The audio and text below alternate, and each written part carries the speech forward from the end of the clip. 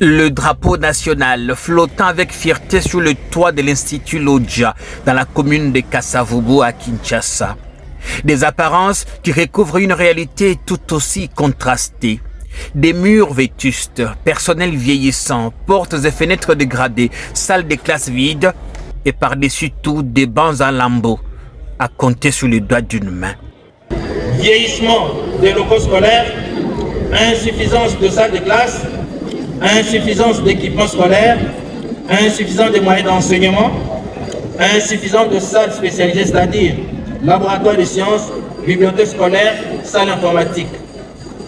Vieillissement du personnel enseignant, délabrement avancé des mobiliers scolaires, manque de plusieurs professeurs par manque de mécanisation et leur paie. Mon général, pendant plusieurs années, notre complexe était l'un des terrains d'opération de Koulouna et de fumeurs de chanvre des inciviques de la commune de Kasavubu. Les prostituées en faisaient leur terrain de prédilection. En termes clairs, cette école fondée dans les années 50 a été abandonnée, totalement oubliée. Des doléances qui sont remontées aux oreilles du chef de l'État, Félix Tshisekedi, qui a instruit le commandant du service national d'agir en toute urgence. Ces bancs que vous recevez gratuitement aujourd'hui sont une dotation et non pas un don.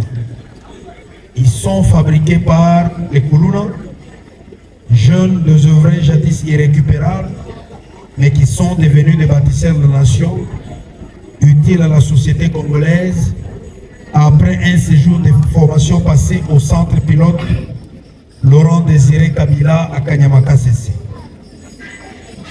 Cette transformation en bâtisseurs de la nation des jeunes, désœuvrés, des enfants que l'on croyait perdus, est une vraie leçon qui nous est donnée pour dire que rien n'est impossible lorsqu'on a la volonté de transformer un homme.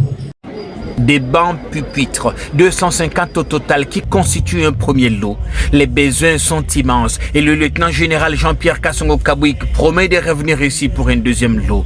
Il rappelle sans cesse l'attachement que le président de la République accorde à la question de l'éducation de la jeunesse. Si les enfants n'ont pas de manuel scolaire, ces bancs ne serviront à rien. Pendant que le service national contribue à résoudre ce problème lié aux conditions d'accueil et d'études des élèves, nous nous préparons également à installer dans les jours qui viennent une imprimerie moderne qui, avec la collaboration des pédagogues congolais, produira de manuels scolaires et ouvrages pour nos élèves et étudiants. En décrétant la gratuité de l'enseignement fondamental, le président de la République a appliqué une de ces méthodes. Celle-ci consiste à agir, à évaluer puis à agir. Ce que nous faisons aujourd'hui dans les écoles, c'est une réponse à la gratuité de l'enseignement. Au grand mot, les grands remèdes, peu avant l'Institut Lodja, le lieutenant général Jean-Pierre Kassongo Kabouik était ici, à l'Institut Bukama, à Lingwala, pour la même opération. Et notre lot de bancs a été remis à cette école qui s'est classée également jusqu'il y a peu parmi les oubliés de la République.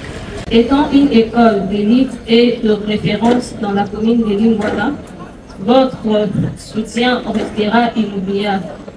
Longtemps sombré dans l'oubli. Aujourd'hui, votre effort a fait objet de notre visibilité. Cette œuvre louable et remarquable restera dans nos annales comme une contribution dans l'éducation et formation de la jeunesse. Fabriqués par des ex-Koulouna, ces bancs ne sont pas à voir comme des simples meubles, mais plutôt comme des symboles concrets d'un engagement commun en faveur de l'éducation et du développement.